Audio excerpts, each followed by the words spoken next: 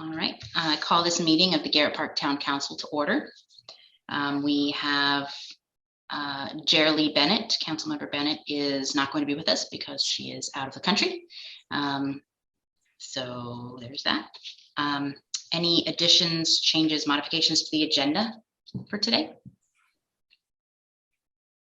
Nope. Okay, then we approve the agenda. Unanimous approval of that. I don't think that's the right verbiage, but we have 2 sets of minutes to approve. Quick question. Please. Oh, sorry. Were there any things Jerry Lee was going to cover that she can't now because she's not here? Was it like Arboretum or anything? Or I don't think so. Okay. No. 2 sets of minutes to approve. One for the special council meeting when we discussed the proposed changes to the town office. Any additions, changes, modifications to that? If not, we'll consider it approved without objection. And then the previous council meeting, June 14th, any changes needed to that? Okay, approved without objection there. Now we are going to, if we may, any presentation by residents?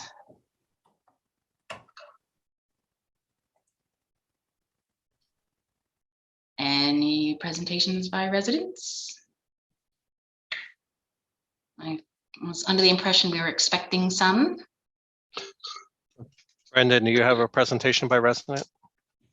You said no. Person on mute, possibly. I would imagine so. Hey, Todd. All right, well, while we're waiting, maybe it's a couple people who might be joining. This is a great opportunity to introduce our new assistant manager who will be joining us, I think a month from today or a month from a couple days ago, Caleb Euchre. Caleb, would you like to show us your face and say hello for a quick, brief moment? I am happy to show my face. I won't show you the apartment behind me because I'm in the process of packing and moving. And you are correct. A month from a couple of days ago, the plan is August 8th. And in the meantime, I'm trying to get everything from Pennsylvania to Maryland, but I'm looking forward to getting to see all of you in person and getting started. I know there won't be an August meeting, so I thought I'd stop by and say hello. Just see how things go, huh? Well, thank you very much. I have like these huge plans. I'm so excited to show you around and introduce you and help you get the lay of the land. It's going to be wonderful. So thank you so much for joining us. Thank you. I am truly under the impression that we were supposed to have a presentation by residents. Is there any objection if we put that off until a little bit later, considering on the agenda it says 7:45 and it's only 7:34? Would that be okay? Yeah, Fine by me. Fine We used by to me. have them at the end, but Okay.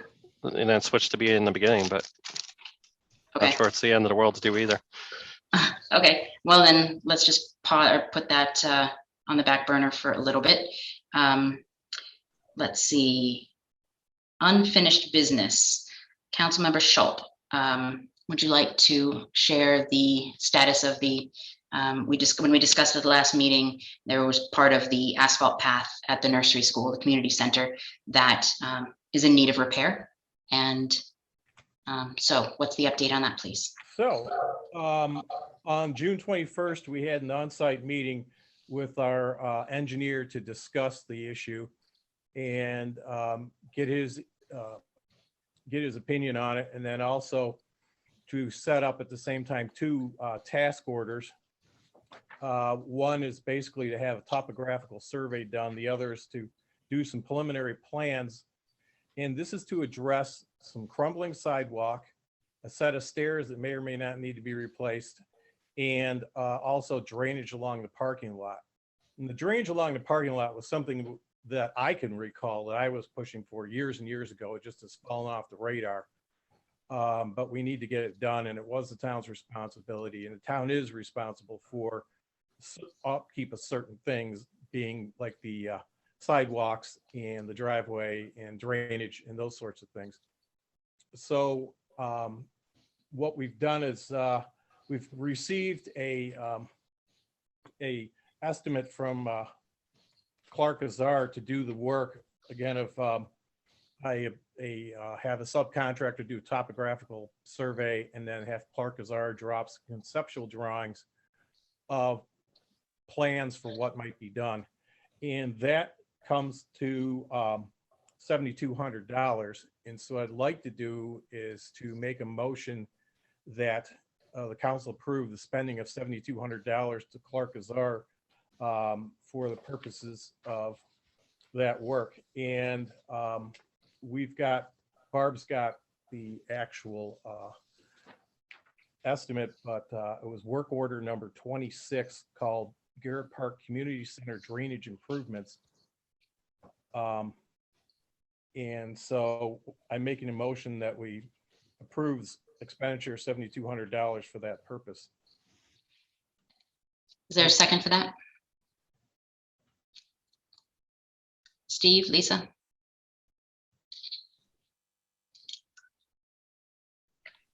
Second it.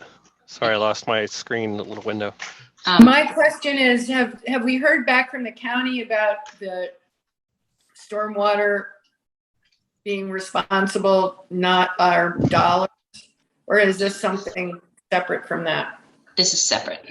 Okay, then I approve the expenditure. One thing I want to mention about this is that originally what we were looking at was just repairing some crumbling sidewalk. And when we looked at it a bit closer, we saw that there were a few other areas that needed additional work, that this wasn't just kind of, in order to actually do the job right, we sort of expanded it a little bit to make sure that we're not fixing something that's going to then be negated by some additional stormwater or drainage problems. Am I right there, Phil? Yes, you're 100% correct. Okay. So, all right. All those in favor of approving this expenditure? Aye. Aye. Aye. Okay. Donna, thank you. Yes, aye. Okay. I apologize. I appreciate your chiming in on the vote.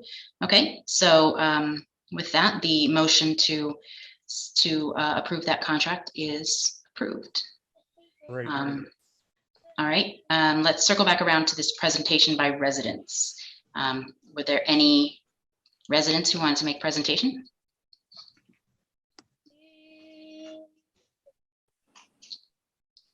You're welcome to either raise your hand or unmute yourself or.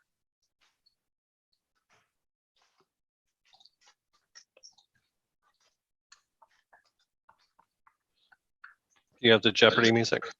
It's going through my brain. Todd, I see, needs to unmute.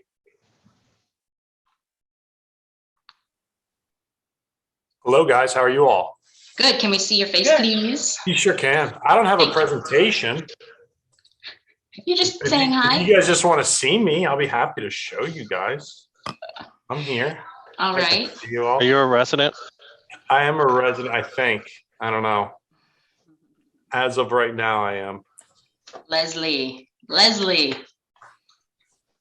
I heard rumor that you wanted to talk to us. Can you unmute yourself and we'd love to hear what you have to say. I had stepped away. I apologize for that. There's a party downstairs in my basement. Joanna, you might be able to hear it from your house. So I have a few slides. Is that okay to share? Am I able to screen share at all? Hold on just 1 minute, Leslie. I just need to make you a co-host, okay? If not, I can put the link in the chat and you could probably always just share it yourself.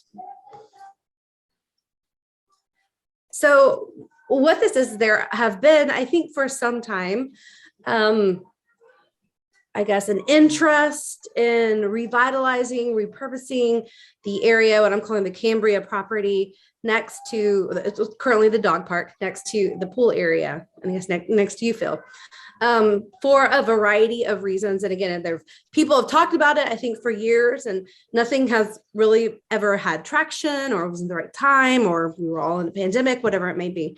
And So I think a few of us are, really actually interested in seeing something done and looking at that. And I know, Steve, that this is also something you have thought about and had ideas about for years as well. So I want to give some acknowledgement to you and your interest in this topic. So what we have, I can try it. Let me know, Barbara, if I'm able. Look, I can share screen. Yep. Thank you. Let me just present this. Well, it's not going to be pretty. You guys are going to just see some of it. I can do it.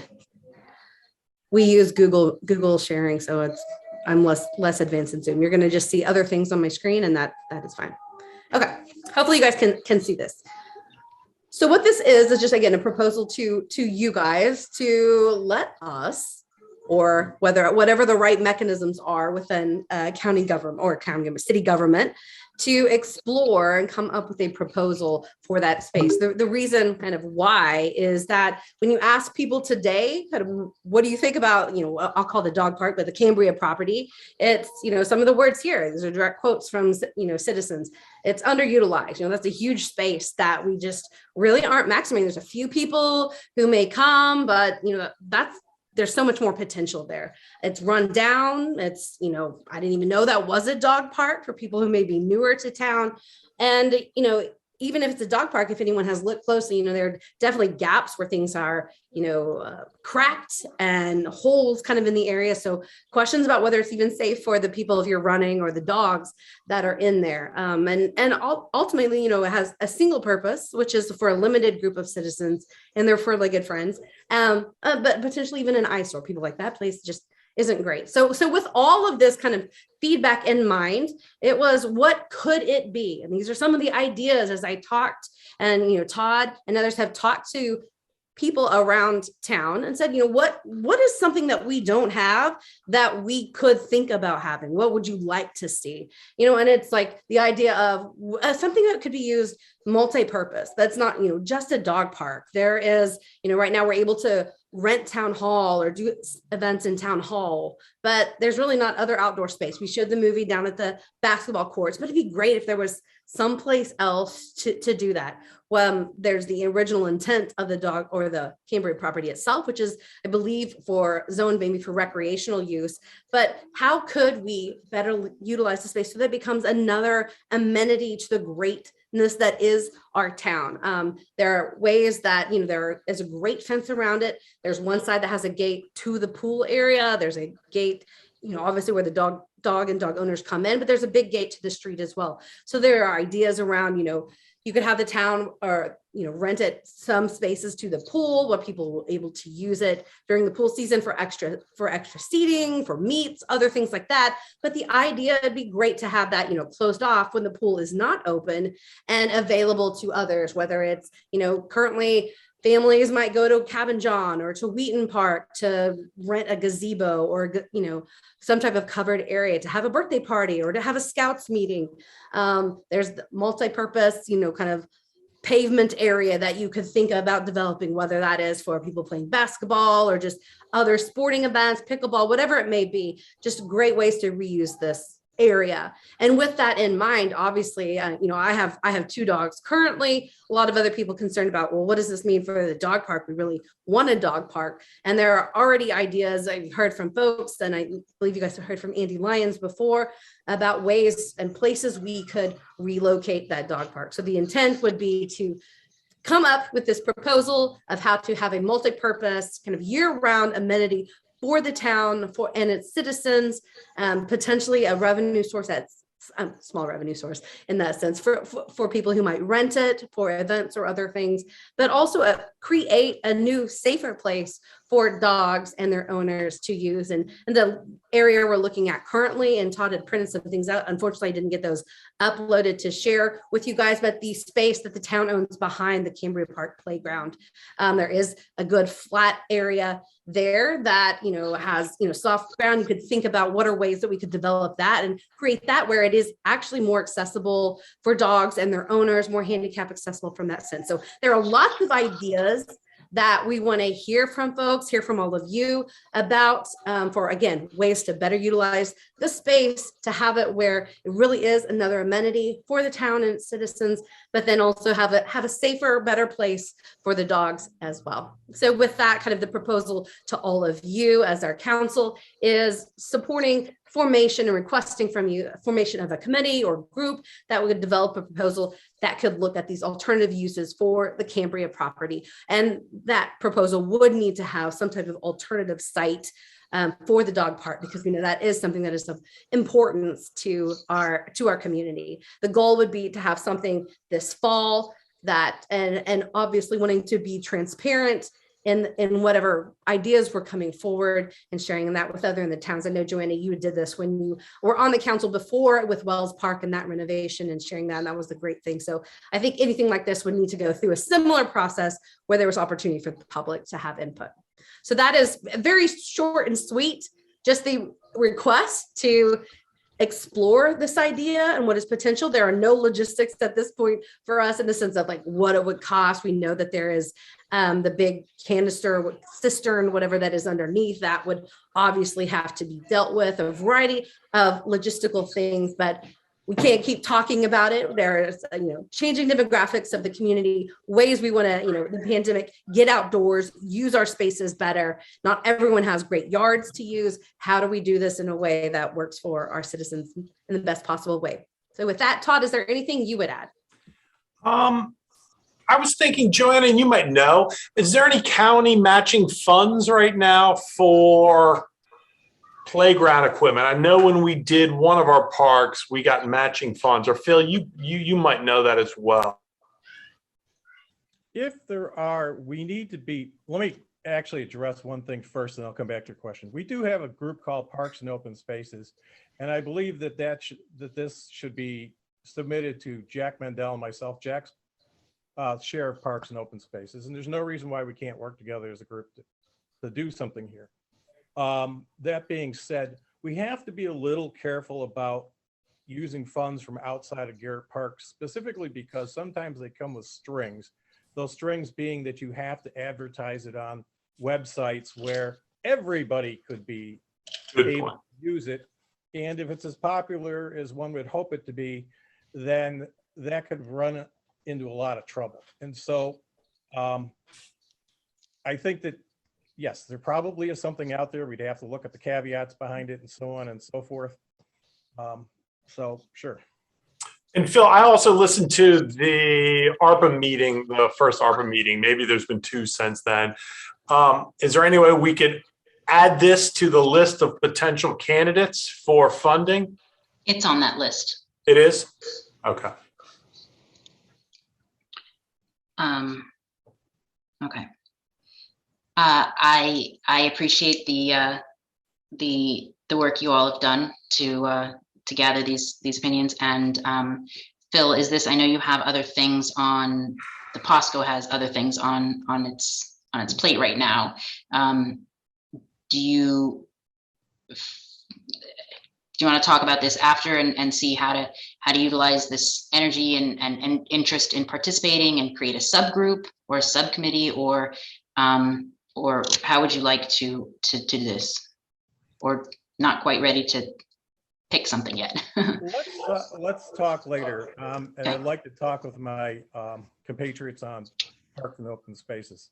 Okay. To see, I mean, we've kicked the idea around before. It's not unknown. And we did do, back in the day, we did do some looking at the redevelopment of that. So we actually have some stuff on the shelf and in my file somewhere we can look at too. So this is, definitely not out of the question. Okay. So yes, we say we get together later.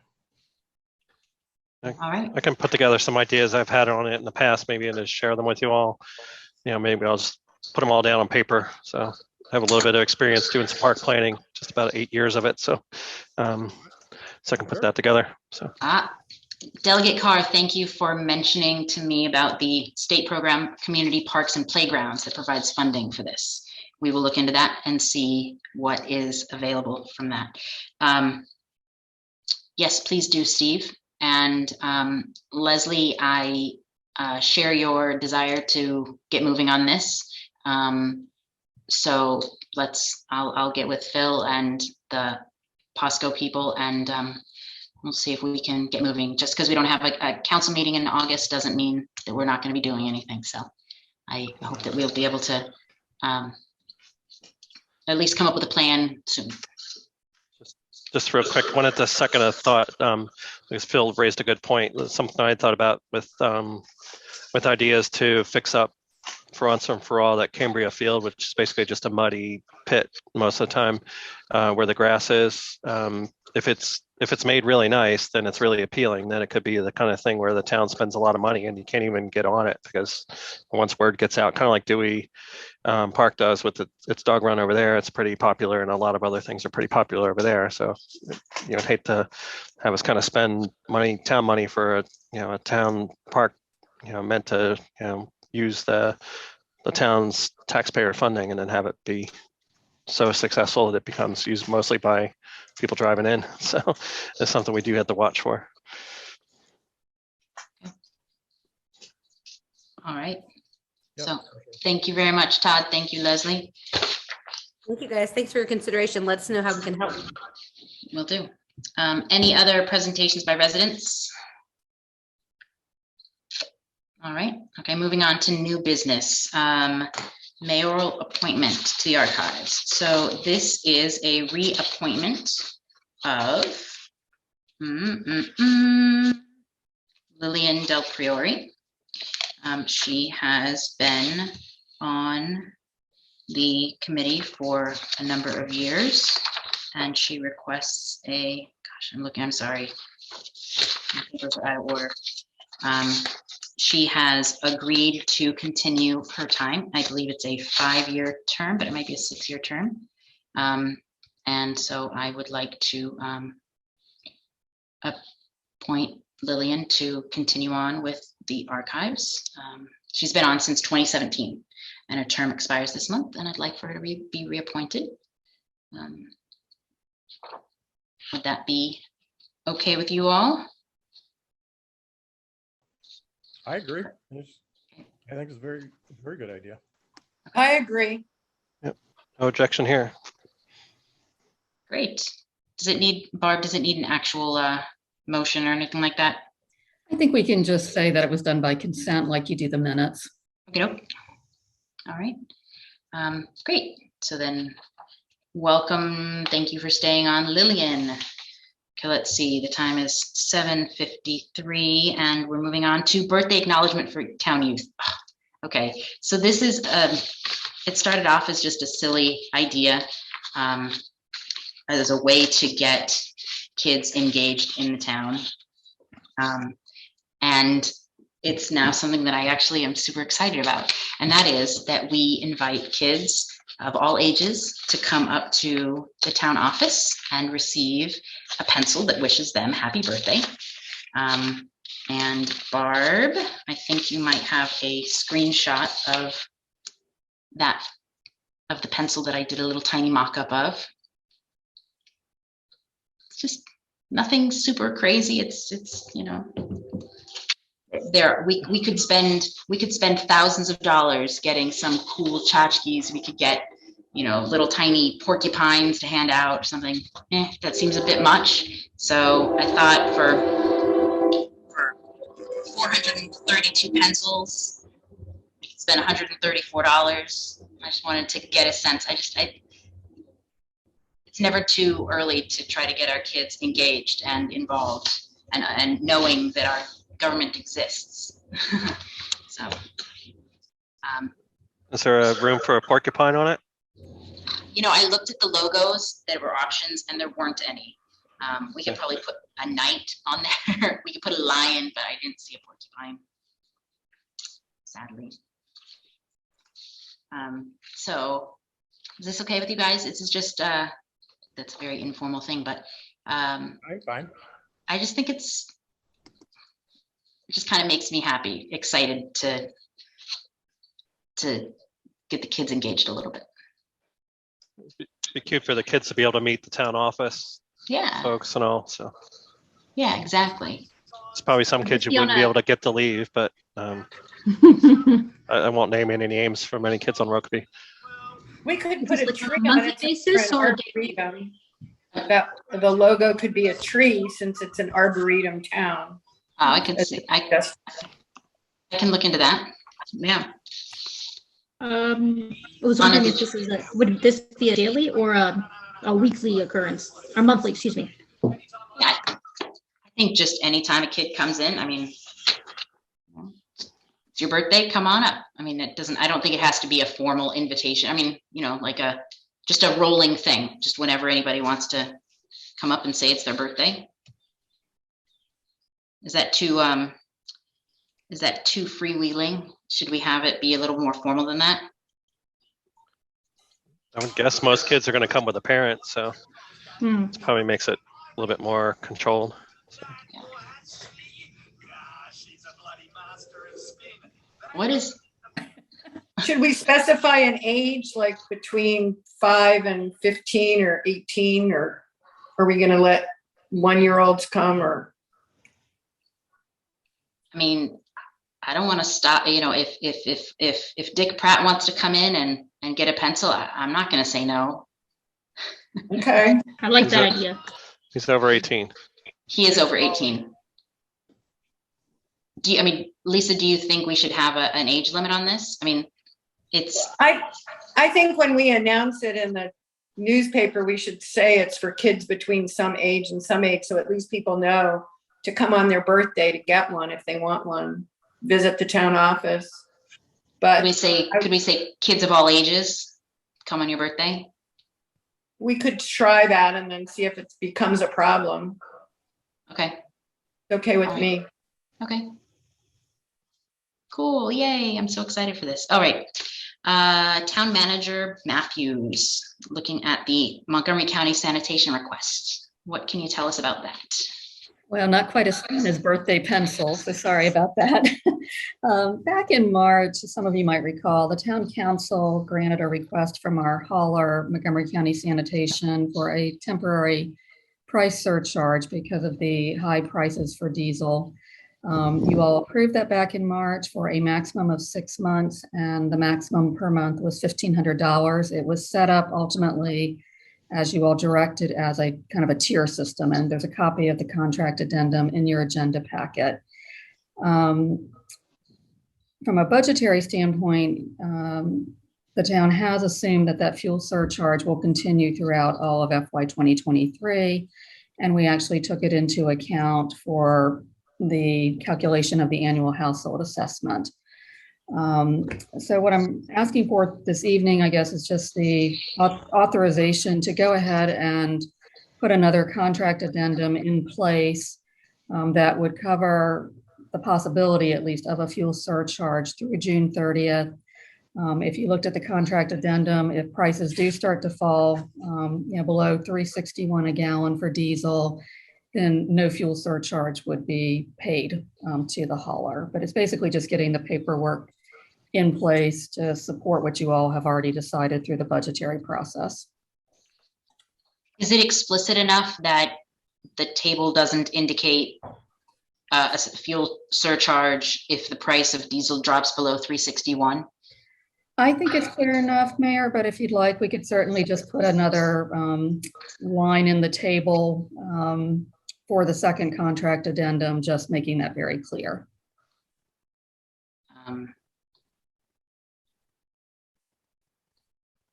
And you're saying you think we should extend this, at least have it be, okay, extend it through the entire fiscal year. Right.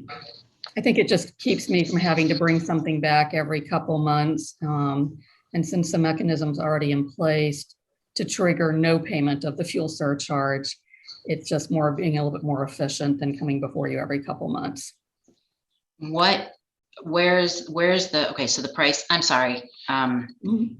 Whose responsibility is it to monitor this price and make sure that we're getting what it's mine. So basically on the first of every month, I download the AAA gas, average gas price for Maryland, DC Metro, and basically compare that to what's in this chart and then notify Montgomery County Sanitation what fuel surcharge they can actually bill us for the prior month. Okay. All right. Any, do we need a motion for this? I think it would probably be helpful in this case because we are talking about kind of a contract addendum, so it's a little bit more formal than what you've done earlier this evening. Okay, all right. Can we get a motion to approve the extension of the fuel surcharge for our sanitation company providers? Okay, I'll move that we approve the extension of the fuel surcharge till the existing fuel surcharge until the end of the fiscal year. Okay, second. I second. Okay, thank you, Lisa. All right, all in favor? Aye. Aye. Aye. Just need Donna. Donna, you're on mute. Thank you. Aye. Sorry, Okay. having technical difficulties today, but nobody's business. Apologies. Okay, so that's 4 ayes. Okay. Time is 8:01. Councilmember Schultz. Oh, and with that, it's approved. The extension is approved.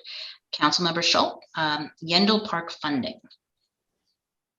Would you Okay. like to give us an update? Do we want to do like a broader update of Yendel, or you want to save that for town updates, or just roll it in all to one right now? You read my mind. So I'd like to do, if the council doesn't mind, I'd like to kind of combine them both and do it right now because it may make a little more sense. Please. So let me start off with where we are and kind of where we might be going.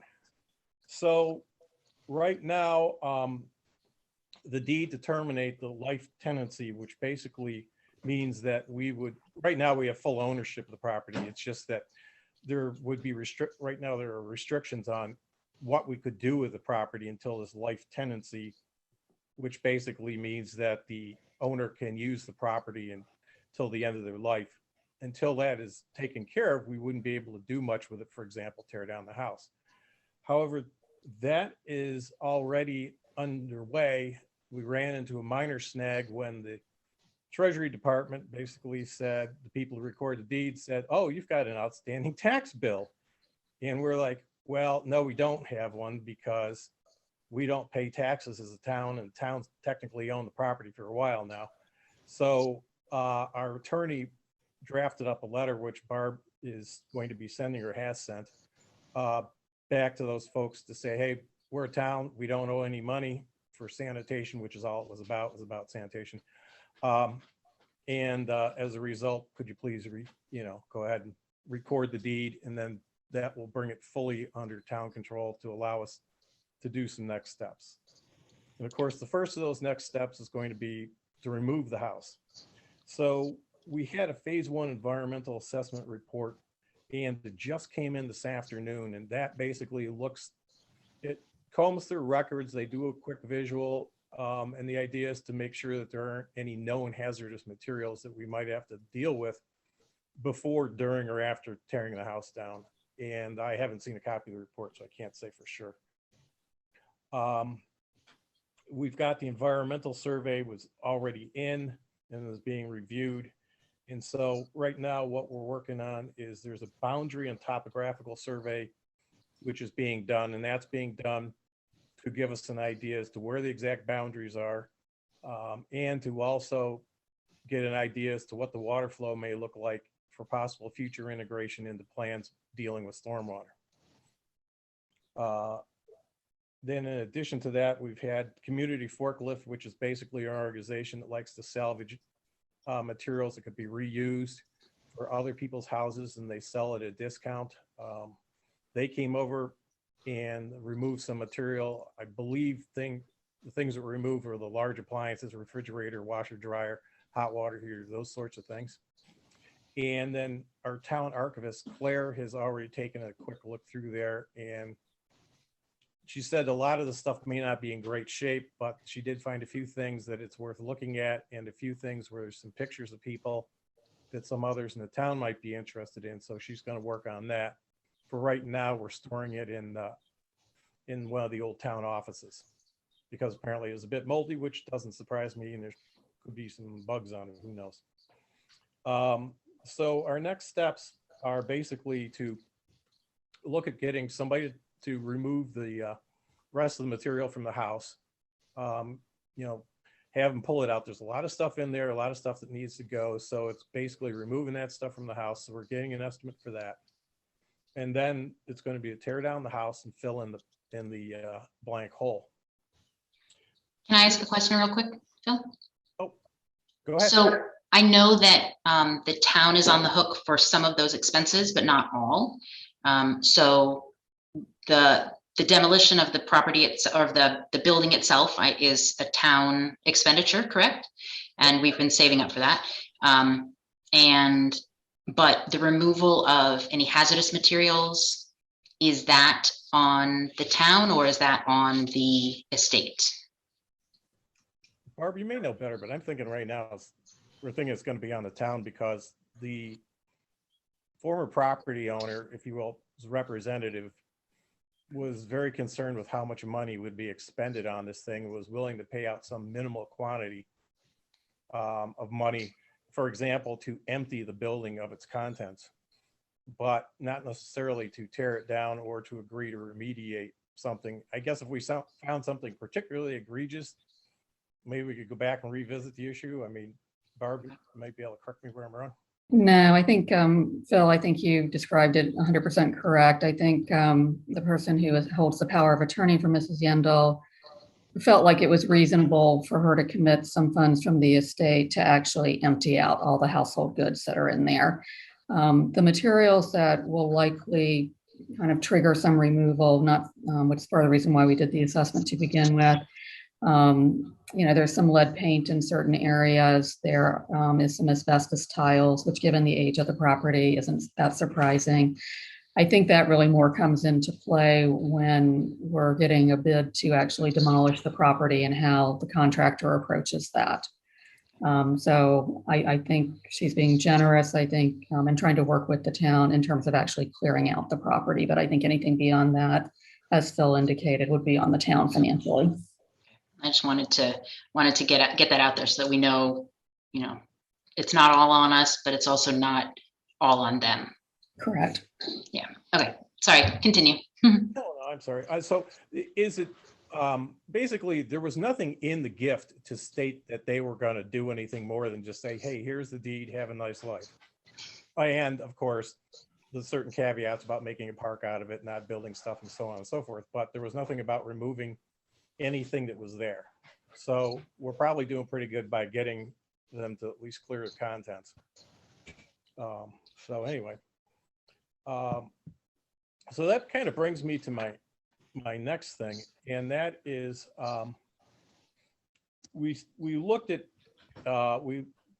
as part of submitting for a grant, which we may or may not use, but we looked at what the estimated cost might be to do some work over there. So for example, we figured the house demolition's probably in the neighborhood of $75,000, which is what we have already saved up. And that's of course in the Yendel reserve. Then the next thing was site restoration. Site restoration was basically clean out anything else that was left, bring in somebody with it's called a forest mulcher. It's basically a device that will cut down small trees, mulch it, and leave it in its place. And Phil Normandy had identified a handful of trees that are invasive species that we should remove. And so we would get those removed. And so that would basically get us to something that you could see, something that we could all look at and be able to envision what could go there, how it would go, and so on. And make it the place look nicer. And so we're looking at that as probably being in the neighborhood of 25,000. And then from there, we've got project design. We're estimating, and this can go all over the map, but we looked at some numbers from some other local towns that had done relatively small plots, relatively small parks. So we estimated at $50,000 for that. And then $150,000 for construction, depending on what it is that we actually intend to do. So when you roll that together, that's about $350,000, of which we have $75,000 already in the bank. right now, what I'd like to do is add on to, we have an additional 25,000 that's sitting there currently in the capital, in parks.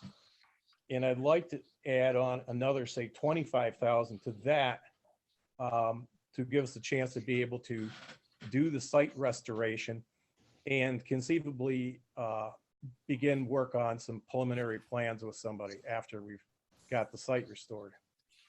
And I'm thinking that while we could bring it from a number of spots, maybe the ARPA funds might be one of the better spots to bring it from.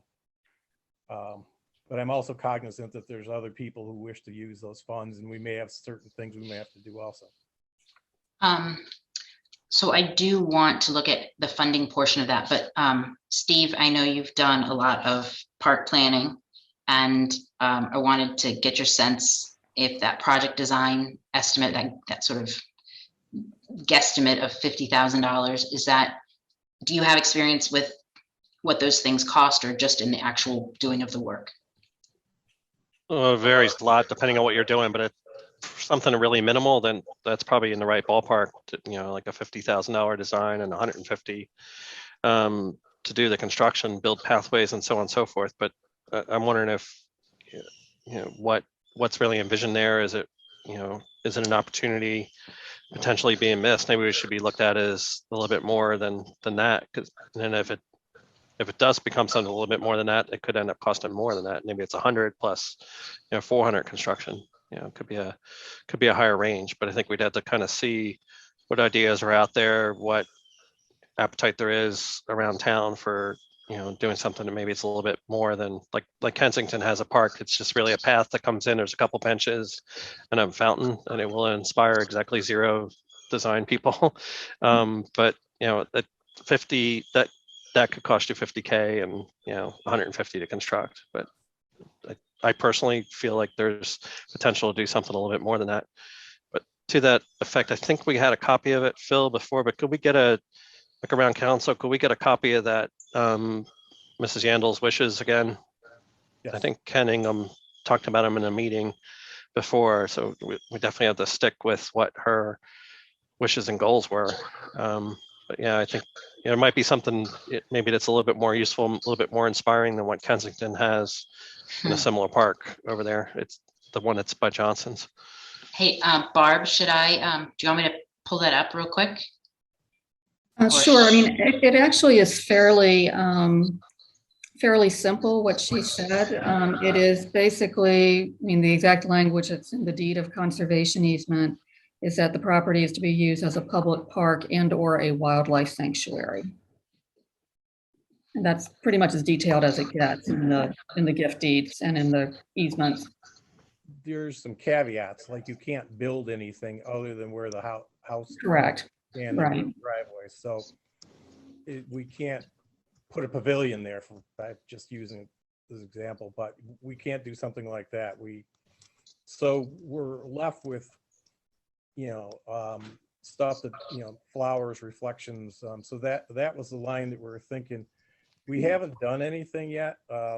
And I think that the committee needs to propose something. I'm just trying to get ahead of the curve here, especially when it comes to making sure we've got enough money to at least get the land, leveled, restored, if you will. Mm-hmm. I didn't want to find out that we ran out of money, and that's the reason why I was only asking for 25,000 more than what we've got. So it'd be a total of 125,000 to tear down the house and remediate or do the land. And that's just so we don't have to come. I don't have to come back again and say, please give me more money so I can finish. Right, and so it doesn't get Halfway stalled waiting for us. Yeah. Yeah. Lisa has a question, or Lisa has a comment. You can go ahead and take yourself off mute, please, Lisa.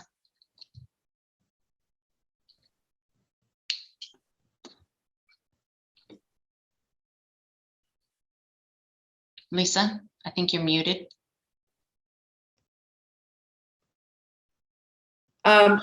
Yeah, I've done a few demo permits. Are we going to have to get a demo permit from Montgomery County? And if so, there's a whole process of you've got to do asbestos, you've got to do rodent control, you've got to get got to hire a few people to come in there, and there's a lot of hoops you got to go through to get a real demo permit. So one question is, are we going to do that, and who's going to be in charge of that process? Make sure we have enough money in the budget for it. The second question I have is, did we get a letter from the people that we donated the appliances to for a tax credit, since we donated those things to? Is anybody going to get the advantage of those donations? And the third thing is, I know Jack Vandell and I walked the property, and there's a big tree in the middle of the property that looks like it's got some dead spots in the trunk. And Jack has told me that some of the branches have fallen and destroyed some of his porch furniture. So I'm just wondering what we're planning to do with that big gigantic tree in the middle of the property. Okay, I can answer a couple of those questions. So let me start off with your last question. We've discussed it. It's with Phil Normandy, our arborist, and actually we had Ann English come over, who was part of the county Rainscapes Rain Gardens, which is another spot we might be able to get some money if we decide to do something like that. And it basically, what it amounts to is the tree appears to be healthy. However, we want to do a resistograph on it, which is basically a way of looking inside the tree. You drill a hole into it to see if you've got any hollow spots or weak spots, something like that. We've done it before on other trees, but we have to get that done. And then I'm going to say that we would probably do some pruning in addition to what's been done already to make sure that it's safe. Unless, of course, we find out through resistograph that the thing needs to be taken down, in which case that's what will happen. But Phil could only look from the ground. He couldn't see the tree, the crown 100%. So that'll be something that'll have to be looked at as we work on the site restoration. And what about the question of the demolition permit? Phil, do you want me to answer that? Yeah. Yeah, I mean, typically, this is of a level that the project would be formally bid. Typically, the demolition permit is actually secured by the contractor who is actually going to be doing the work. That's the typical process. And they would certainly, whatever cost they would incur for going through the permitting process would actually be part of the price that they quoted for the town. And from a preliminary point of view, we've already had surveys done. We have some information already on what is out there. Right. So, we've got it on the radar for sure. Okay. Donna, you had a question or a comment. Yes. And perhaps it's the elephant in the room. The discussion happening here makes one think, at what point does this become more of a burden than a benefit, and where do we hold the line, or basically stop or wait or what have you? As this discussion goes and I'm listening to it, I'm concerned about this taking over and just being an albatross instead of a lovely park. I'm not sure. Phil, were you on the council when we started this reserve? Yes. Because it was in place when I was in 2013 when I joined. And I don't remember how, it wasn't quite that, it wasn't very old. Do you remember why we chose this particular amount? I mean, were we thinking that this was going to be sufficient? Or was this just, let's start setting aside some money so that we can at least get started on something? So let me back up a step or two and say that in terms of can we not do something with it, that train's already left the station. Back before I joined the council, Mayor Shawacre accepted the property with the deed and the covenants as we know it today.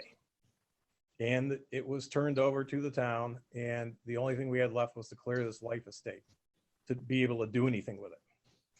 The amount came because I was concerned at the time, as were some other people, that we have sufficient quantity of money that when it finally came time to tear the house down, that we could tear the house down. It was nothing more than we were obligated to take the house down, So I said, hey, let's start putting some money aside. Okay. And we did until we got 50,000. Then we stopped for a little while, and just, last year or so, we actually threw another 25 on it. But it was only to take the house down so that we didn't have this eyesore slash, what do I call attractive nuisance. Well, and it's also required. It was also a requirement that we take it down. So one option, or is it an option that we do the demolition and do that removal of small trees and the invasives and stop there? Is that what you're asking, Donna? Yes, in essence. And I do understand why you would take down a building such as that. Besides being a nuisance, it's also just particular, or could be possibly dangerous. And as a part of town, we don't need those kind of pitfalls to, work around. But yes, in essence, is if there's a limited budget currently, what is the minimum we can do or should do at this point, and can we or should we defer? It's a concern, or just possibility. So thank you. You understood and noted, and I agree. I think the minimum that we can do is to clear the land of all the shrubs and stuff, and then to put up a small fence of some variety, just enough that people know where the boundaries are. But we have to make it into some type of park. Now, what that means and when the time frame is, I can't tell you. I don't know as if the thing went into that much detail. So to me, I would think that yes, if we did some minimum stuff and we kept the invasive weeds and the like at a minimum, you may be able to get away with that. And we could put up a small fence to do something. But we would have to be able to say it's some type of park at some point. Steve, you've had your hand raised. Yeah, I think Donna had the same question, but I guess I had a slightly different angle, which I thought was closer to what she was asking, which is, seems like it adds up to a fair amount of money, but it sounds like we have no choice because Carolyn Shawwalker accepted it like 20 years ago, but to do something. So at a minimum, the town's in for 100,000 plus for potentially a lot that maybe nothing happens on.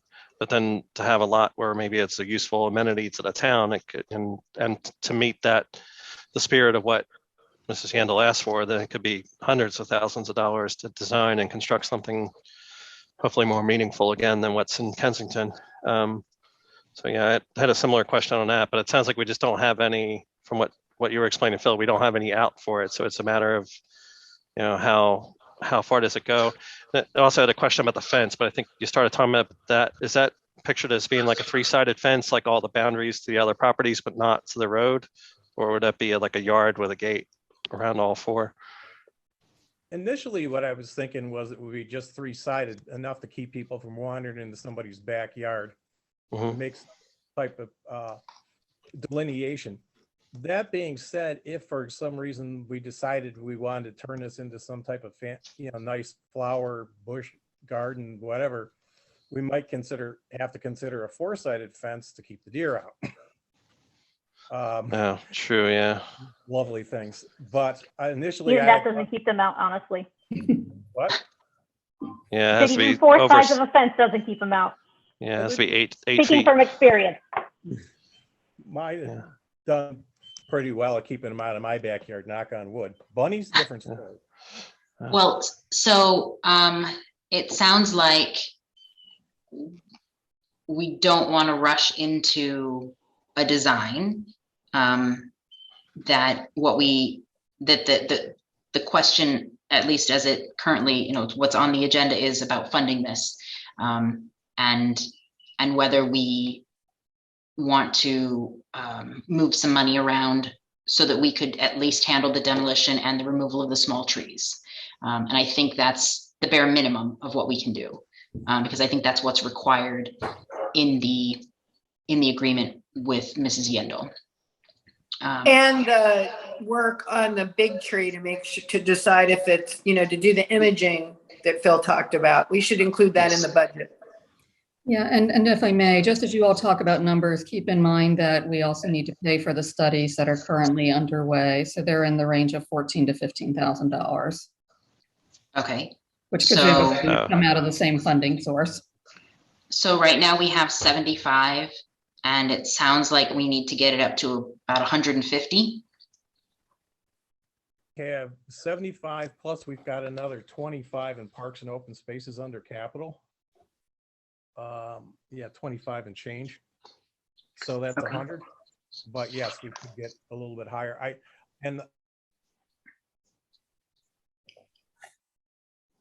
Sorry, Phil, you froze.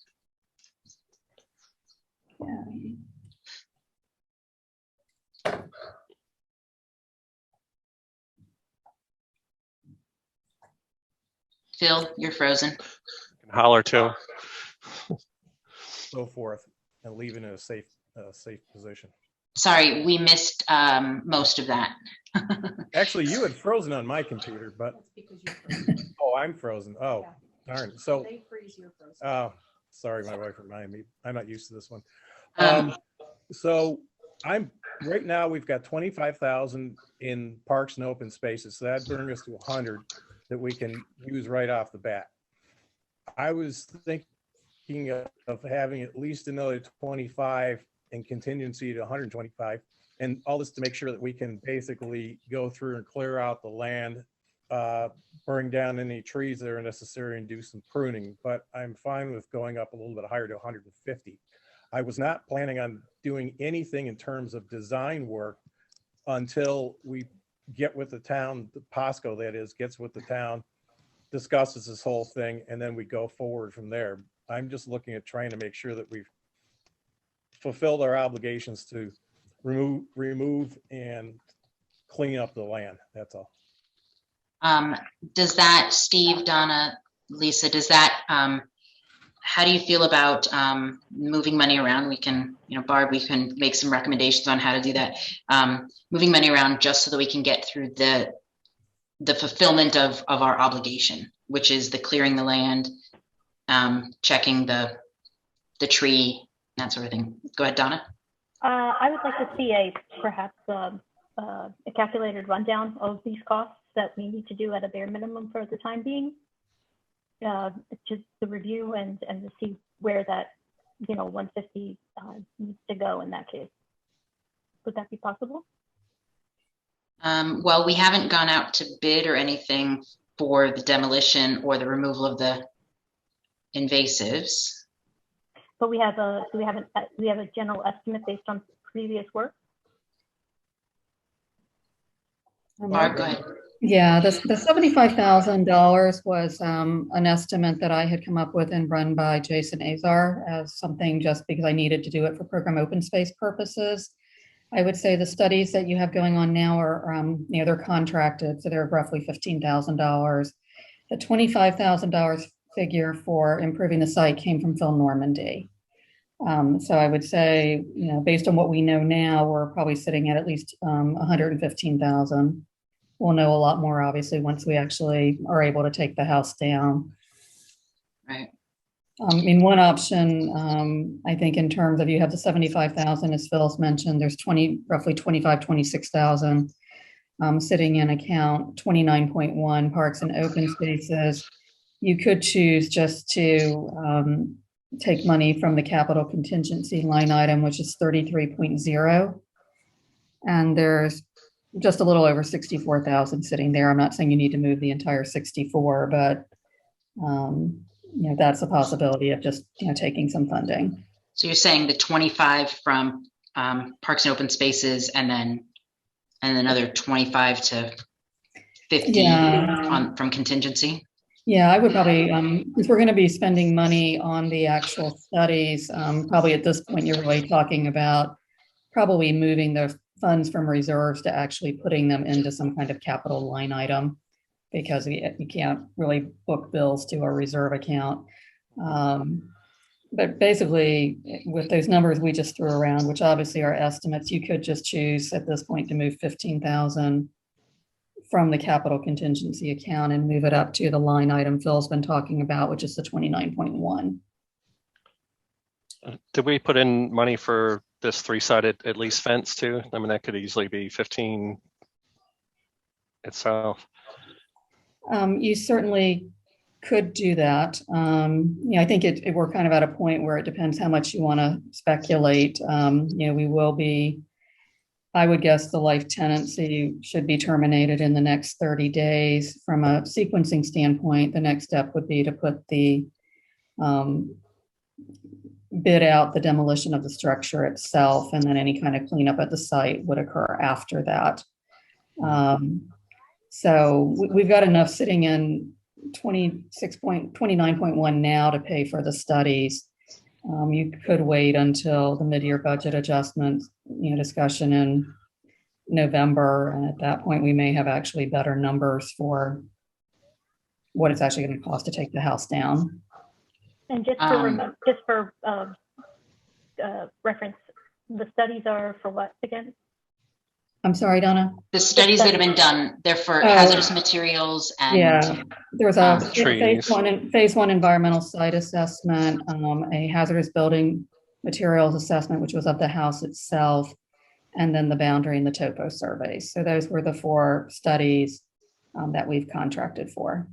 Well, I guess really technically 3, because the surveys are all part of under the same scope of work. Thank you. I'm concerned that if we were to only take 15 from contingency, that we would be either slowing things down. You'll be coming back again and have to add more money to it. I think that's probably a given. And I understand, there's nothing that says that every penny we move needs to be spent. That's correct. It could come back. But I'd rather at least put enough for the studies, for the demolition, for the removal of the small trees, and the testing of the resistograph and this fence. So I'm more inclined to go maybe 40,000 from the contingency. Okay. That would give us a total of 140. We've already spent, what would you say, 17? Roughly about 15,000. Yeah. So my inclination is to at least fund what we are obligated under the agreement. And Phil, I really like your idea of circling back around and find out what we have an appetite for. Do we want to just make it, nice little quiet area with nothing going on but a fence, or do we want to make it more? But I appreciate your acknowledging that we're going to probably bring it back around and look at that. And just for our own records, we should make sure that we understand and take note of how long the studies are valid for, please.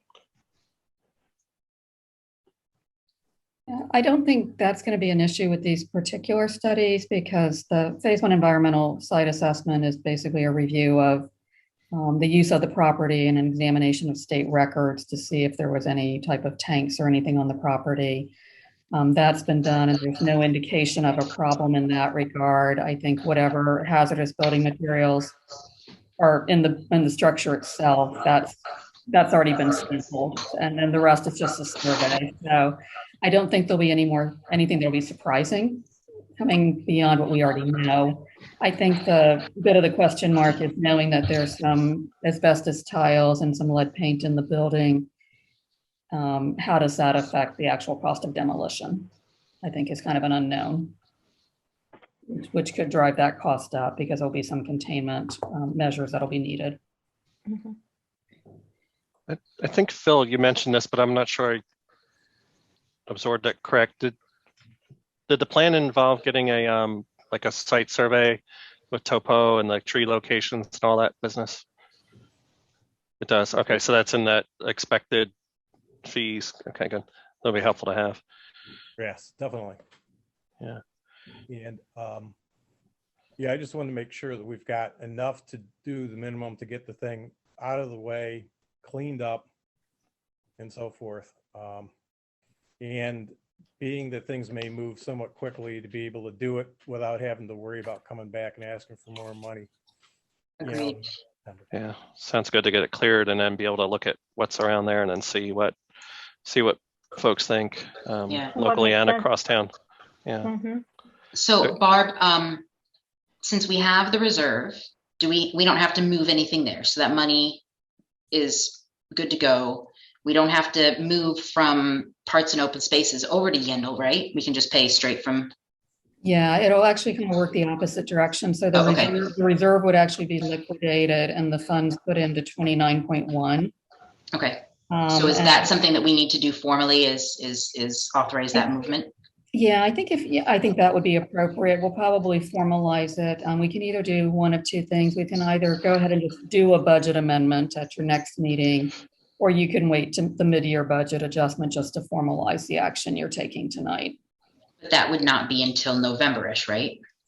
Right, but I think really the only thing that's looming right now is just being able to pay for the studies, and there's already the funding in 29.1. I think as long as you give that direction tonight, Joanna, we can just go ahead and formalize it at mid-year. I think that should probably be good enough. So I mean, the sooner we can remove the house, the better off we are. So Yeah. Once we've got everything cleared up with the deed, that we would then go out to bid to look at stuff. And so I would think it would be best to have the money then.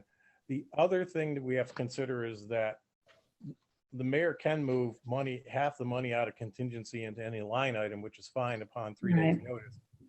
So if we wanted to consider this meeting to be 3 days notice, then that would mean that you could move the stuff tomorrow, or, whatever. So, but that's just the contingency. That's just moving the contingency. That doesn't liquidate the Yendel reserve. I'm inclined to want to do this as an amendment, just because I can go ahead and prepare an amendment for your September meeting. It'll take 2 readings, so it'll be done by October. I think realistically, by the time we get everything out to bid for the demo, we write up the RFP, put it out on the streets for 30 days. The timing will probably be right around then anyway. Is that okay with you, Phil? Yeah. It gets us a month earlier, the funding available. Yes. Okay. And Joanna, just to be clear, so the motion would be to move 40,000 from contingency and to take the 75,000 in the Yendel reserve and go ahead and liquidate the reserve and put it into 29.1, correct? Okay. What do you all think of that number, 40,000 from contingency? Well, that will give us 140,000 less the money we've already expended, which is apparently 15,000, give or take. So I would think I'm fine with it. And we can even put the caveat, the understanding, none of this is supposed to go toward design or any next steps. This is merely taking care of our obligations. I'm good with that. I have a question. If we spend this money now, can we pay ourselves back out of this ARPA money? Because people are asking me on the street if we're going to have enough expenditures in the time frame we have to spend the money. And I keep saying we can use that money and pay ourselves back from things that we're expending now. So is this part of that calculation? Do you understand my question? No, Yeah. I think, yeah, it's a good question, Lisa. I think if we were going to use ARPA funds, I'd have to check, but I think it would be better to actually charge the project directly to the ARPA funds. I mean, to some degree, it's somewhat fungible. The only other caveat I would make is we have sent in, made a program submission under program open space. So in order for any of these costs to be reimbursed, and clearly it has to meet the definition of a park, that process needs to be done before we spend any money. But that's still in the process of just winding its way through the state process. But that's a given. You have to have a signed development agreement before you can tap any of those funds. You can't go backwards. But the reserve funds, we have to at least use that. So really, I think all we would be looking at here is the 40 from contingency and the 25 from parks and open space. Right. But we could say that anything we move forward with beyond this, beyond with design and construction, could be looked at as an ARPA thing. Yeah. Yes. Yes. Okay. Donna, what are you okay with moving 40 out of contingency just to meet these obligations? Can't hear you. Just on mute. Yeah, I was looking for the unmute button. Yes, if these are the minimum requirements that we have. All right. So can we get a motion to, oh, sorry. As long as if this is the minimum that we need to have in order for our responsibilities to be achieved, then yes. I'm in agreement on that. I agree with that intent and that path. So if we could get a motion to liquidate the Yendel Park Reserve and move it to line item 29.1, and also to move $40,000 from contingency line 33.0 to line 29.1. Someone want to make a motion? I can certainly make the motion. Okay. So I'll make the motion that we liquidate the Yendel reserve fund, and also we'll bring it into 29.1 parks and open spaces, and that we also take $40,000 from line 33 contingency and move that into 29.1 parks and open spaces. And I'll second that. Thank you, Lisa. All right. So with that, Barb, thank you. And we'll do this as a budget amendment that we'll bring up in our September meeting. Right. Okay, great. Thank you. Let's see. So updates.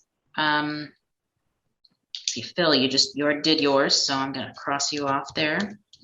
Donna, were there any final pieces or anything that's come up that you would like to share about the task force that you've been working with about the American Rescue Plan? No, as per our last meeting and the town council meeting specifically, I had reported back on the propositions based on the task force recommendations or suggestions, and we had come, as you might recall, to the conclusion that the top two options of the task force were stormwater abatement, as well as Town hall? Thank you, town hall. But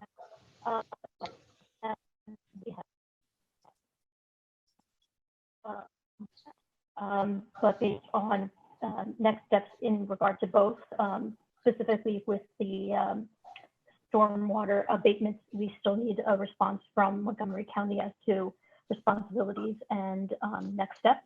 And as for the town hall, that is also currently not in a space where we can specify how much allocation would be moved to the town hall in that effect.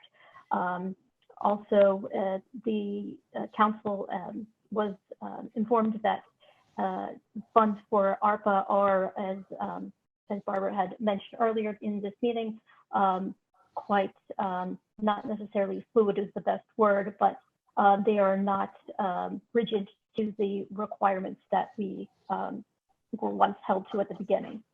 And just to go over the dates again, all costs incurred for ARPA funds need to start after March 3rd of 2021. The obligations need to be finished by December 31st, 2024, and expenditures by December 31st, 2026.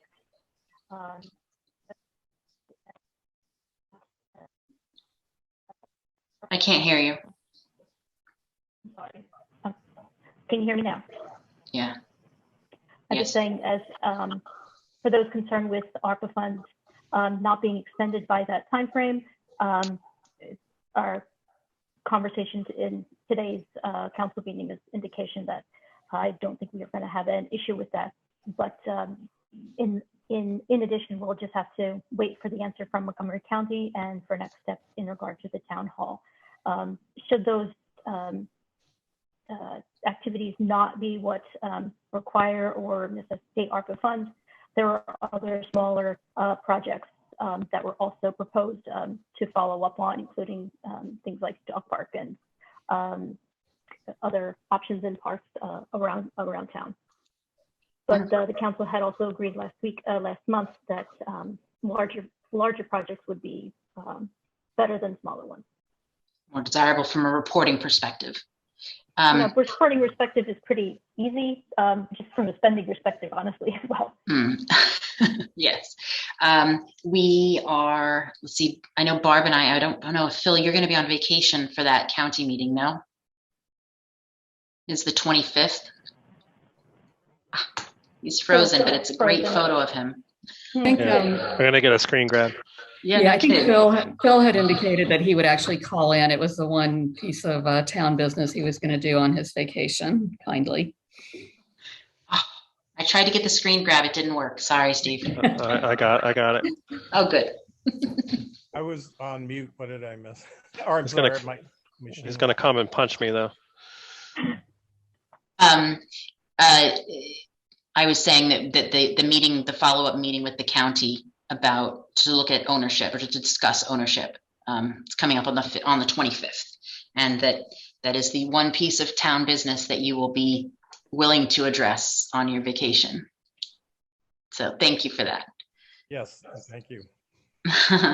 All right, let's see. Archives. Lisa, Councilmember Max, would you like to share anything about archives?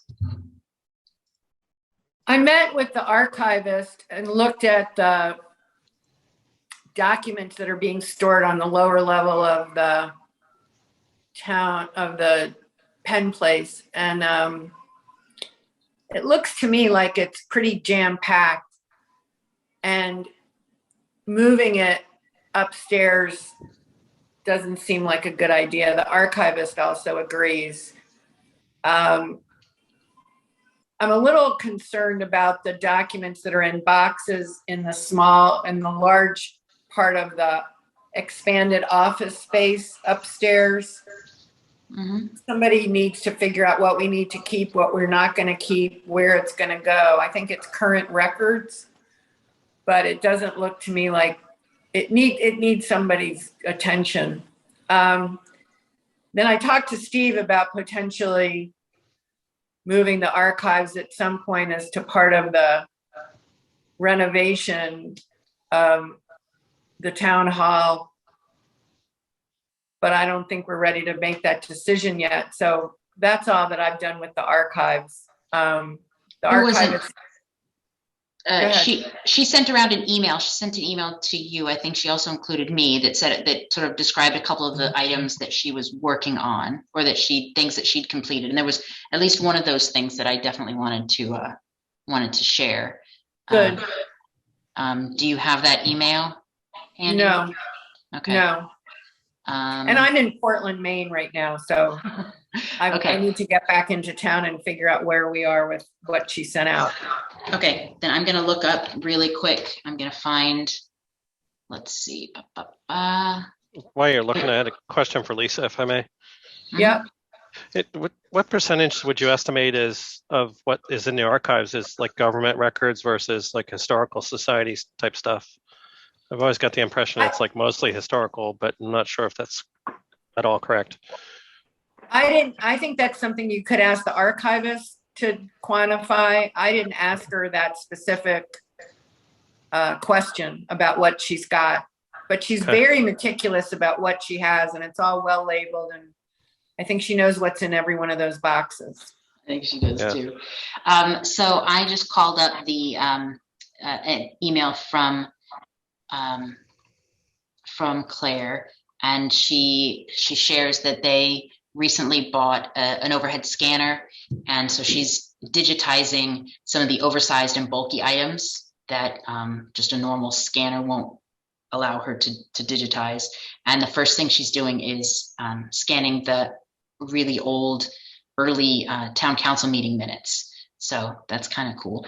And then, so this is the piece that I really wanted to make sure got shared. I'm going to just go ahead and read this. It'll just take me a moment. It says, in late June, I returned the Monroe Leaf collection to the heirs of late author Monroe Leaf, who lived in Garrett Park for a few years. Returning a collection to families is not something that is done routinely or lightly, but in this case, it was appropriate since we didn't have donor paperwork documenting the legal transfer of the collection or associated copyrights to the town archives. Furthermore, the collection contained Leaf's unpublished manuscripts and personal memorabilia that potentially have financial and sentimental value to his heirs. I started the process of returning this collection in September 2019, following discussions with the former town manager, and after consulting other archivists, the transfer was delayed due to the pandemic. So I just wanted to let you all know I don't know if everyone was aware that that there was question about some of this material that we had in our possession. I want to make sure that you knew that we've returned that. And I let Claire know before that final thing that I supported that transfer. And then the last piece that she had in her update talks about planning of exhibits coming up, history of Chevy houses, early Black residents of Garrett Park, and history of Garrett Park through 100 objects. So kind of a physical and virtual exhibit for that. So anyway, that's what I wanted to make sure that we got shared from archives. Steve, anything you would like to share? Anything new from land use committee? Just real quick, a tag on to what you were just saying about archives. Historic Preservation Committee is contemplating having another Chevy House tour, kind of similar but smaller to what was done for Mid-Century Moderns a couple of years ago. I guess there was a Chevy House tour done, I think, in the 90s. So this will be kind of a new one for that. So, and those houses become 100 years old soon. I think the first ones were built in 24. So that's coming up really soon, 1924. So, and as far as land use, I was hoping to have a little bit more, but we're all pretty busy with day jobs. We didn't get a chance to talk amongst ourselves on the Land Use Advisory Committee in the meantime. But one of the things we want to keep momentum on is to move forward with some of the land use task force recommendations that were done in 2010. Not sure totally which ones of those still apply in 2022, 2023. We plan to look through a lot of that some more, but I think some of the ones that would get a fair amount of support is it was pitched before to do a sliding scale for lot coverage for smaller lots. And it's kind of a gray area for us now. Like our ordinance calls for any house that I think it's under an 8,600 square foot lot. All of a sudden your lot coverage jumps from 20% max to 25, and there's no real detail in that, but it's a pretty big jump if you're above or below that number. The reason for that number is because the minimum lot size for the county for R90 zoning is 9,000. So we have a lot of lots that were plotted before such zoning came to be. So a lot of those houses are in a little bit of a tricky area. We have a fair amount of houses like along Cambria that are like in the 5,000, 6,000, 7,000 square foot range, and a couple other pockets around town. So I think that one's definitely one that'll have to be looked at. One that there was a fair amount of favor for in the past was to not be super strict on being a 30-foot minimum setback. There's a lot of houses where on the front, there's a lot of houses in this town were built before there was such a setback. So then it made it really hard for somebody to say, like, build a second floor on top of a building that only set back like 26 feet. But that one may not be so simple because of the way our regulations are set. Like, the town can make regulations that are more restrictive than what the county does, but not less. And that would be a case where the town would be saying that we feel it would be in the best town interest to, if it went forward, to be less restrictive than the county, which means that automatically requires a county variance anyway if somebody was going to go that way. So some of these aren't that simple, but those are just two of the examples I think that will get a little bit of steam to be able to try to move forward and fix things that were looked at 12 years ago. So So are you in the process of looking at those again? I think it was John King who was involved in writing that. Yeah, there were Okay. about 20 people in town, I think, that were involved in it. I think I heard stories that some people quit during it. I think there were some, I'm not sure there were any physical fights, but it's not a lot of verbal fights during it. So a lot of good, difficult work was done years ago. So we're trying to make something out of that, all that effort by all those folks to figure out what makes sense now. But yeah, I think we're going to have to reconvene as a land use advisory committee to kind of really do a deeper dive back into some of these to see what's going to make the most sense now. Some things may have changed too. A lot of study was done on what similar municipalities were doing back at that time, and that they may have changed in the meantime while we haven't. So there's a fair amount of work to do. It's probably going to have to realistically happen in the fall once everybody can kind of get back on it. Okay. But yeah, you're right. But to keep that in mind. Yeah. Good. And just one other important one I forgot is when we did have the joint meeting with Land Use Advisory Committee and Historic Preservation, which was a great session, it seemed like there was a lot of support. I think people bringing it up that this came up as an idea before, but also still support for it now is to try to find ways that like our land use and zoning regulations can be relaxed a little bit if there's something that's seen as a good make weight for the town. So if it's in the better interest of the town to relax on regulation A in response for a better design or a better fit in town for some things. Like one of the examples that keeps coming up whenever George Martin and I talk is you start to get a lot of things that the regulations lead to the maximum size plain box. So most people would probably agree that the maximum size plain box is not really the best way to do things. But if there's a way to kind of say, hey, maybe there's a little bit of leeway on this regulation if you don't do a big plain box. It's just a matter of that's easy to theorize, but how can we turn that into a policy? I think is something that's going to be worth looking into in the fall as well. I very much support that. Thank you. Phil, aside from the meeting that's coming up in a couple of weeks on stormwater management and drainage, is there anything else that you've got that you wanted to discuss about stormwater management?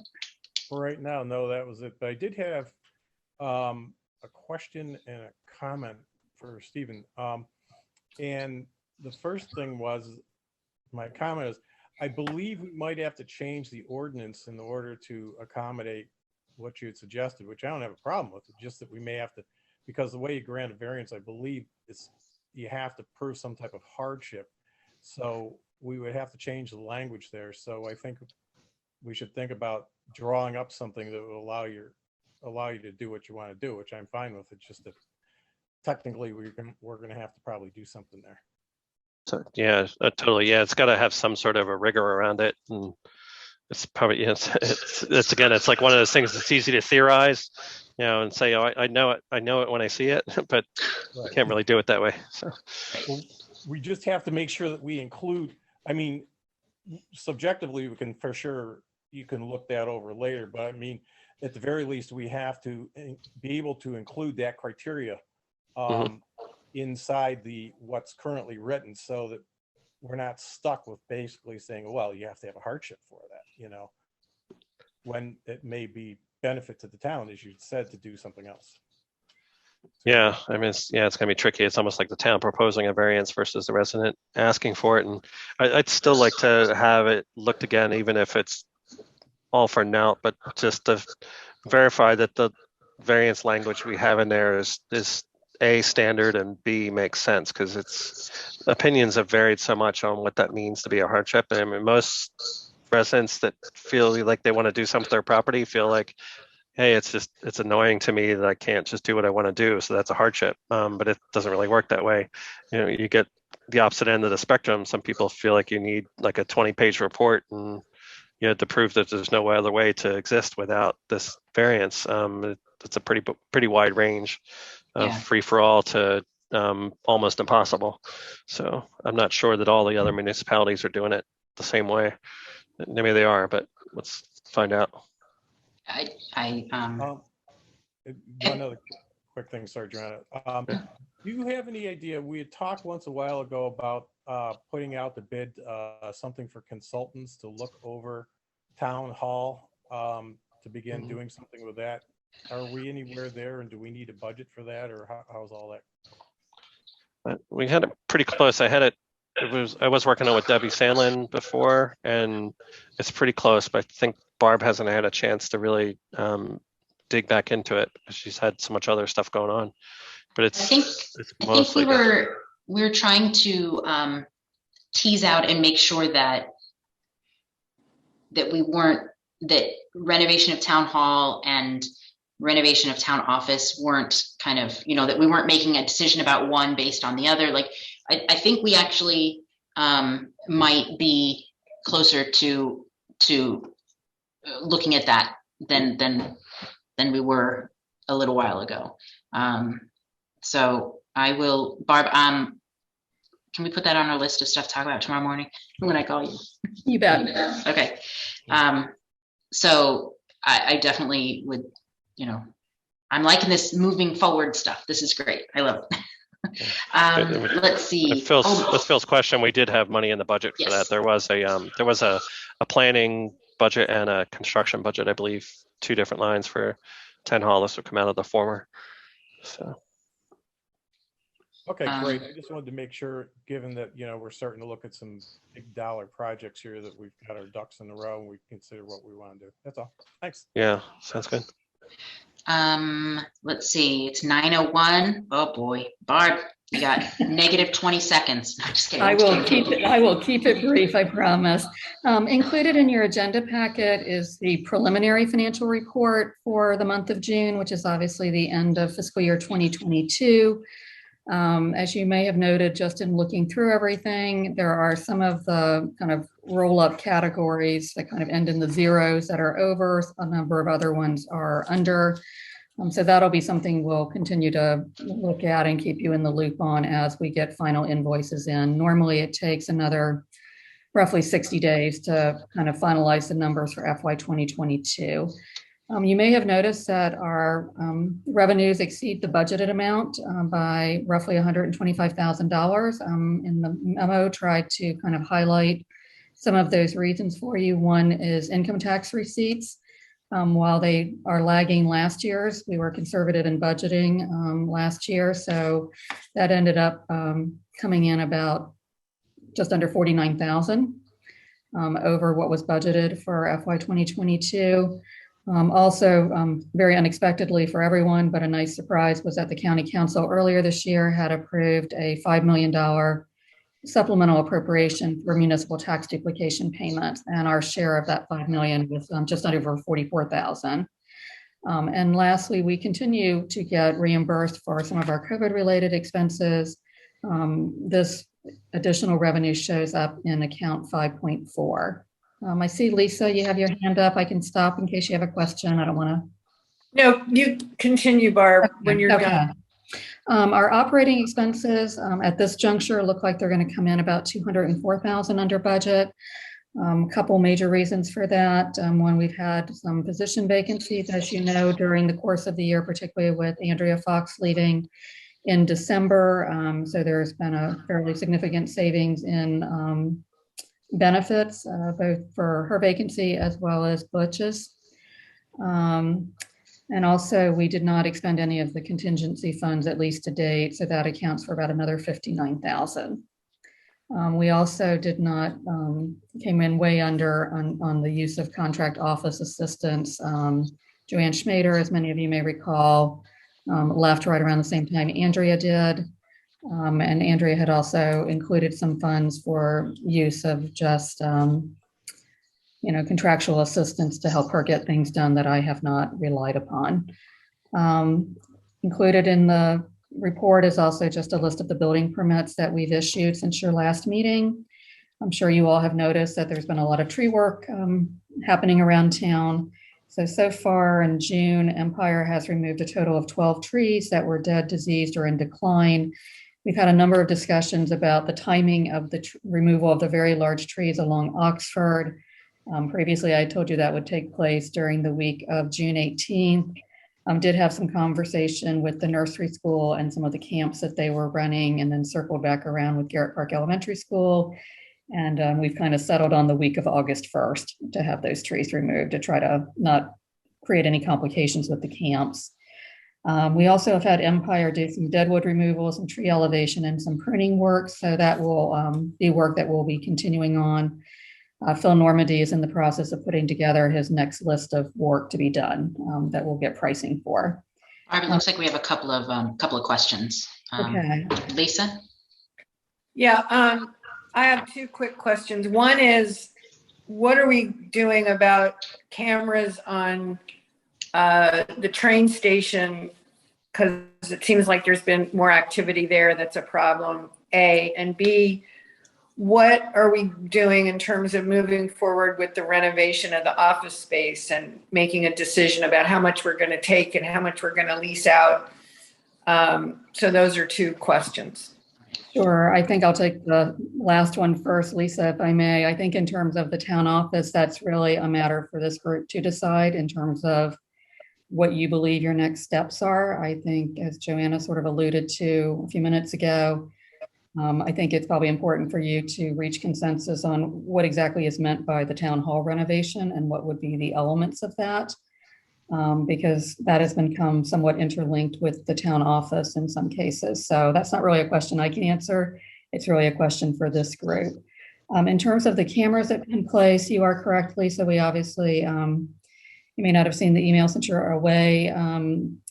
Got a visit from a investigator from Montgomery County Fire and Rescue last week. I don't think there's too much at the station that hasn't already been vandalized, unfortunately. So they basically took some of the scheduling, someone took some of the scheduling brochures and basically set them on fire. So that's what brought the Montgomery County Fire and Rescue investigator out. He also shared during his visit that there had been a similar arson incident with trash cans up at one of the bus stations around Strathmore and Kenilworth. They are, all the law enforcement agencies and Montgomery County Fire and Rescue are sort of working together. We did have a walkthrough with Officer Stroman, who is the community services officer for District 2. That was Thursday afternoon. She went through and basically gave us some guidance on where she thought cameras should be placed on the exterior of Penn Place. Also offered some very helpful hints in terms of things that perhaps our maintenance staff could do in terms of items that are currently stored outside that probably shouldn't be, because they can be used to break into the building essentially. She also did a kind of walkthrough with George and I of the interior of Penn Place and had some suggestions in terms of camera placement as well as some operational changes we might want to make in the space. As far as next steps, like I said, that meeting took place late Thursday afternoon. I'm going to contact county procurement this week to see if there's an existing contract that Montgomery County has for cameras. I know I'm sure they do because they had one a couple years ago when I was looking for an RFP when I was up in Carroll County.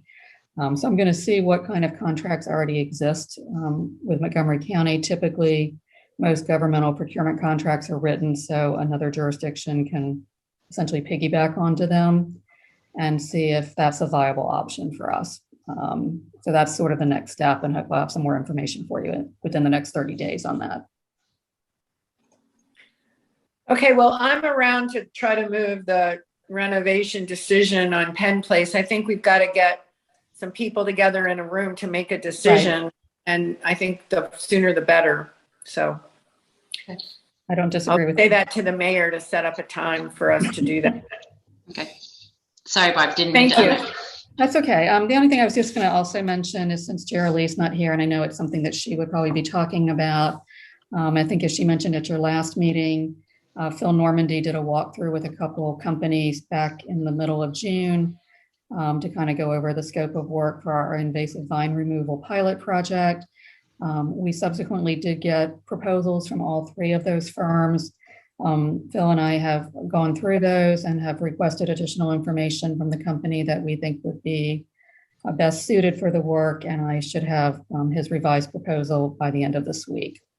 So that's moving along, and certainly we'll keep the Arboretum Committee and Adam Darkins in particular, who has sort of spearheaded this initiative in the loop as we move forward. Thank you. Thank you. Thank you.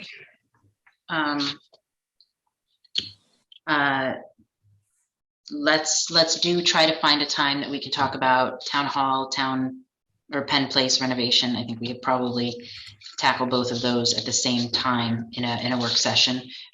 So I think, Phil, because you're out of town into August, that we're probably looking into at least a month from now. So let's try to find a time that works for all of us. Is there anything else? Steve, I know you had your hand raised for Barb, but was something already answered? You're muted. As I was saying, now, I was curious, is the issue with Strathmore SHA tree pruning, has that been resolved yet? Trucks are still hitting those branches. Yeah. The next step, thanks for bringing that up, Stephen. The next step is I need to fill out a form and submit it to SHA to try to execute a new MOU. Okay. Basically the one, I think Jerry may have alluded to this, the one that was signed a number of years ago, even though we have a copy of it and I've given it to SHA, it's not in their system. So it's almost as if it doesn't exist. And I do think the existing one is a little unwieldy to read if you didn't have the context that someone like Hans Wegner has. So I had touched base with Joanna and Jara Lee about our next step on that. And I think we're in agreement that that's the next logical step, is to formally file that request with SHA. I think that will also give us the opportunity to perhaps seek some reimbursement from SHA for the fact that we've been mowing along Strathmore all these years when normally it would be the state's job. So I'm hoping that we might be able to leverage a little bit of money out of renegotiating the MOU as well. And am I remembering correctly that process, that MOU process, is going to take a couple of months? Yeah, I think it can take, depends on how complicated the request is, but it can take anywhere from 3 to 6 months typically. Okay. All right. Is there a way to trim it and then have it refunded, or I guess probably not now. Yeah, we had bid all the work. I don't remember the exact numbers, but it's, I think, in the $30,000 range. Yeah. But yeah, I think our best course of action is just to sort of try to get everything moving on the new MOU where we have the authority to do it. Okay. And it's probably going to be asking too much, but like if they do remember that they had responsibility for handling that right away, there's a lot of erosion because a lot of the grass disappeared. So there's a fair amount of erosion of those tree planting strips, like going down the hill. So they should restabilize those. Toward Beach Drive, you mean? Yeah, towards Beach Drive. I think it's most of Strathmore, like nothing's really happened other than mowing for a decade or more. So I planted my own grass because I knew it was not going to happen. So. But we can include it in our ask. Yes. Yeah, they should. Yeah, they should fix that for erosion. Okay. Unless somebody else has something surprise, I'm going to say thank you to Kayla for joining us again. We appreciate it. And I'm so excited the next time we meet like this that you will be here. And so with that, time is 9:13. We will adjourn. Bye, everybody.